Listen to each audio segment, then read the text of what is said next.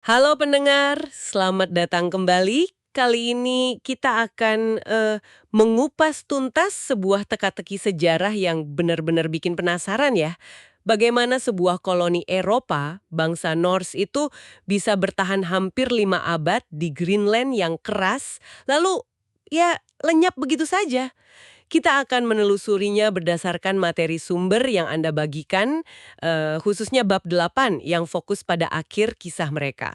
Nah, kerangka 5 faktor yang sering jadi acuan kita, kerusakan lingkungan, perubahan iklim, hubungan dengan tetangga baik yang ramah maupun enggak, dan respons masyarakatnya sendiri, ini semua bakal kita lihat kaitannya di sini. Tepat sekali. Jadi, ketika bangsa Norse ini pertama kali mendarat, itu sekitar tahun 984 Masehi.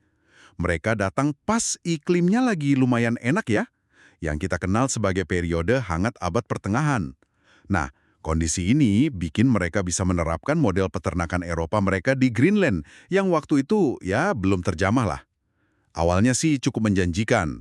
Mereka gabungin beternak sapi, domba, kambing, terus juga berburu anjing laut sama karibu, plus ekspor barang unik kayak gading walus ke Eropa. Tapi ya itu, masa keemasan ini ternyata ada akhirnya. Oke, mari kita mulai urai benang kusutnya nih. Dari mana kemunduran ini mulai terasa? Kita lihat dulu interaksi mereka sama lingkungan Greenland deh. Dampak ekologisnya kayaknya gede banget ya. Gede banget. Dan ini jadi fondasi masalah mereka sebetulnya. Faktor pertama yang paling kelihatan itu deforestasi, pengundulan hutan. Bangsa Norse ini kan butuh kayu banyak banget, buat macam-macam. Buat apa aja tuh? Bahan bakar ya pasti. Iya, bahan bakar buat masak, manasin rumah di iklim dingin gitu kan. Terus material bangunan, rumah, kapal, perabotan. Nah, yang juga penting banget, buat bikin arang. Arang ini krusial buat melebur biji besi dan menempa logam jadi alat-alat. Masalahnya, hutan di Greenland itu terbatas banget. Nggak kayak di Eropa gitu ya hutannya. Jauh. Lokasinya cuma di fjord-fjord bagian dalam, isinya paling pohon birch, willow, alder, bukan hutan lebat gitu. Jadi, ya sumber daya yang terbatas ini cepat habis mereka pakai. Oh, jadi langsung kelihatan dampaknya ya. Ada buktinya nggak kalau mereka sampai kekurangan kayu gitu? Ada, jelas banget bukti arkeologisnya. Kalau kita lihat tumpukan sampah dari pemukiman periode akhir mereka, arang kayu itu jadi barang langka. Mereka terpaksa pakai arang dari semak belukar atau bahkan kotoran hewan yang dikeringin. Terus, analisis serbuk sari purba juga nunjukin penurunan drastis jumlah pohon. Waduh, akibatnya gimana tuh kalau kekurangan kayu parah gitu? Susah bangun rumah dong. Yaitu, rumah jadi dibangun pakai tanah gambut sama batu, bukan kayu lagi. Terus, coba bayangin, membangun atau memperbaiki kapal, yang penting banget buat transportasi dan dagang, jadi susah luar biasa. Mau impor kayu dari Eropa, ya ampun, mahal banget dan nggak bisa diandalin juga, kapalnya jarang datang. Kekurangan kayu ini pasti nyambungnya kemana-mana ya. Tadi disebut soal besi, ada hubungannya? Nah, ini dia mata rantai berikutnya, kekurangan besi.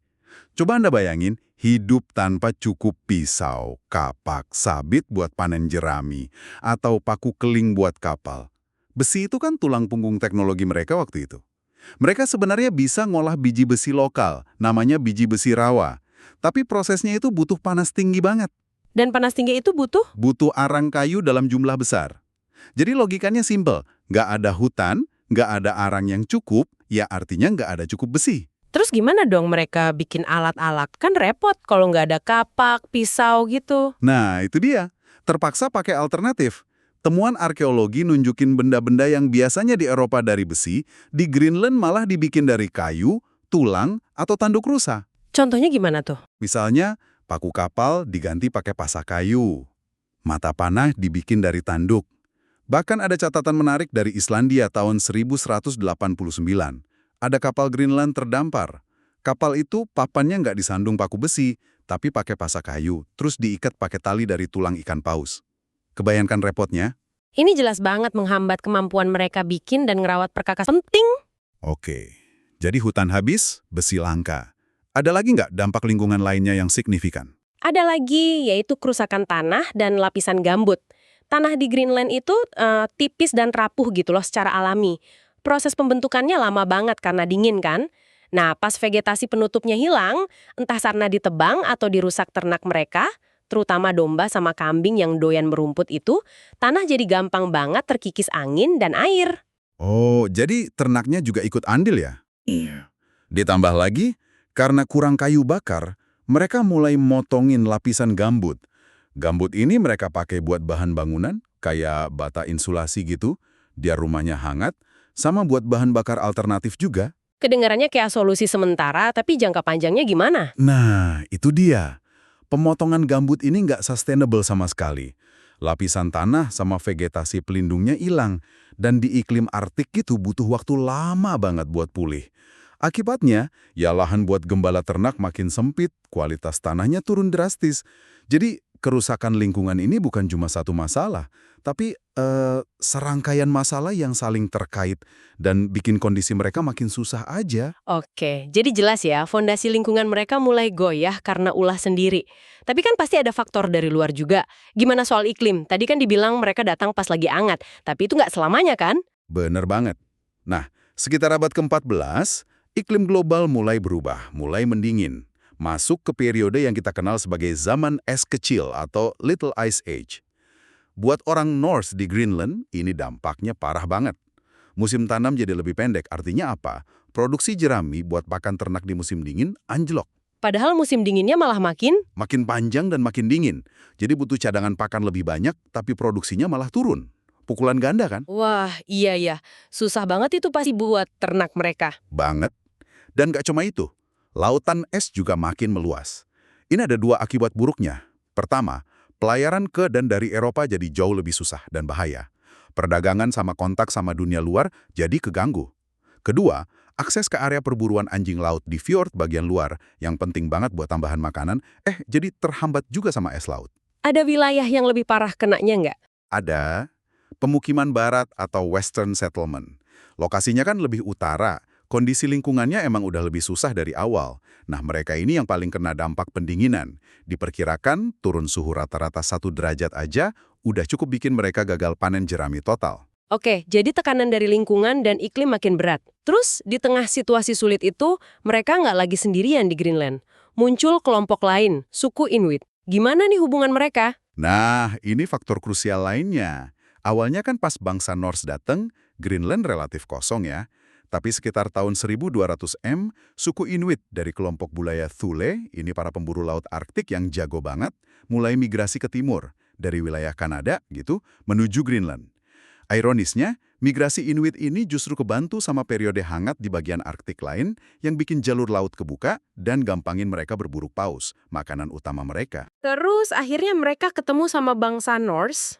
Ya, akhirnya mereka sampai di wilayah perburuan bangsa Norse, terus masuk juga ke area pemukiman Norse. Nah, di sini ketemu dua kelompok dengan gaya hidup yang beda banget. Beda gimana tuh? Beda banget. Inuit itu spesialis Arktik, teknologinya canggih buat kondisi di sana. Kayak yang lincah, perahu kulit umiak yang lebih gede, harpun bertogel yang unik itu, kereka luncur anjing. Pola makan mereka fleksibel, tergantung buruan laut, kayak anjing laut, paus, sama karibu di darat. Sementara bangsa Norse kan terikat sama model pertanian Eropa, sapi, domba, kambing yang sebenarnya kurang pas buat Greenland. Mereka sangat bergantung sama produksi jerami yang gampang gagal panen itu, dan jujur aja, kurang mahir berburu di laut dibanding Inuit. Terus ada upaya buat saling belajar atau kerjasama gitu nggak? Mengingat kondisi Norse kan makin susah tuh. Nah, ini dia. Bukti arkeologi nunjukin pertukaran barang antar mereka itu minim banget.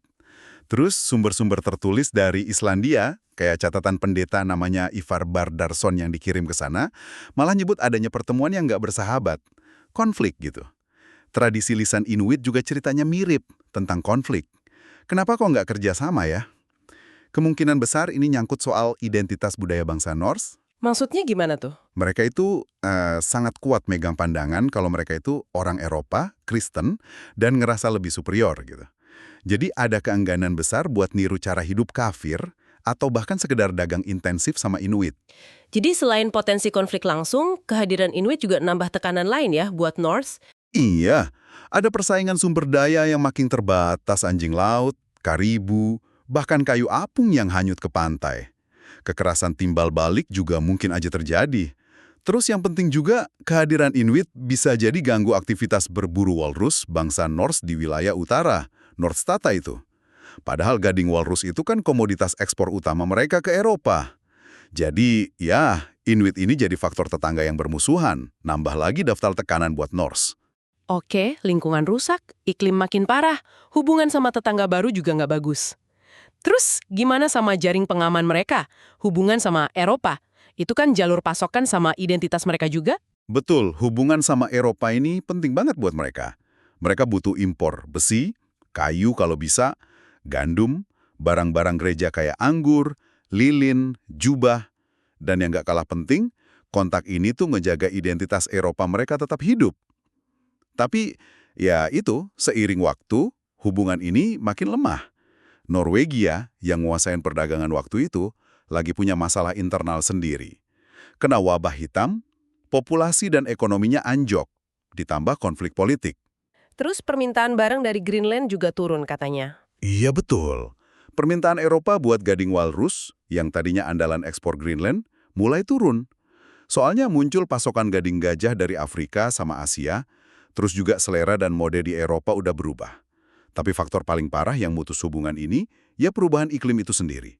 Lautan es yang makin luas gara-gara zaman es kecil, bikin pelayaran antara Greenland sama Eropa jadi susah banget dan bahaya. Jadi kapal makin jarang datang. Makin jarang, dan akhirnya berhenti sama sekali. Kapal terakhir yang tercatat pasti kembali dari Greenland ke Eropa itu tahun 1410. Nah, setelah itu, mereka benar-benar terisolasi, putus kontak total. Nah, ini bagian yang paling bikin penasaran dan mungkin paling tragis ya. Gimana bangsa Norse sendiri ngerespon semua tekanan yang datang bertubi-tubi ini? Kenapa mereka kayaknya nggak adaptasi? Apa mereka nggak lihat tanda-tanda bahaya? Nah, disinilah letak ironi terbesarnya, yang disorot banget di sumber kita. Respon mereka itu cenderung sangat konservatif, kaku gitu. Mereka begitu kuat pegang teguh identitas sebagai petani Eropa dan umat Kristen. Ini kelihatan dari investasi gede-gedean mereka buat bangun gereja-gereja batu yang megah, bahkan ada katedral segala. Padahal sumber daya makin susah. Mereka juga mati-matian mempertahankan ternak sapi. Sapi ini kan dianggap simbol status sosial penting ala Eropa. Padahal sapi itu hewan yang paling boros makan jerami dan paling nggak cocok buat iklim Greenland yang makin dingin. Jadi bukannya nyoba cara baru yang lebih pas sama kondisi, mereka malah makin kukuh sama cara lama gitu ya? Persis. Ada keengganan yang jelas banget buat belajar dari teknologi atau cara hidup Inuit yang sebenarnya jauh lebih pas buat lingkungan Arktik. Mereka nggak mau adopsi kayak teknik berburu laut, Inuit, atau makan lebih banyak hasil laut gitu. Jadi sikap konservatif ini yang malah bikin mereka... Iya, sikap konservatif ini, identitas budaya yang kaku ini, yang mungkin awalnya bantu mereka jaga persatuan sosial di lingkungan baru yang keras selama ratusan tahun, pada akhirnya malah jadi semacam lem sosial yang justru menghambat kemampuan mereka buat berubah dan adaptasi pas kondisinya nuntut perubahan. Ini jadi faktor internal yang ikut mempercepat kehancuran mereka. Lalu gimana akhir ceritanya? Kapan persisnya mereka menghilang dan prosesnya gimana? Pemukiman barat, yang Western Settlement itu, yang lebih terpencil dan kondisinya lebih ekstrim, runtuh duluan. Diperkirakan sekitar pertengahan abad ke-14, mungkin tahun 1350-an gitu. Ada catatan misterius dari Ivar Bardarsson tadi, dia kan ngunjungin area itu mungkin di tahun 1360-an. Dia laporannya nemuin pemukiman itu udah kosong melompong. Nggak ada orang, baik Kristen maupun kafir katanya, cuma ada ternak sapi sama domba liar aja keliaran. Nemu pemukiman kosong gitu aja pasti serem banget ya.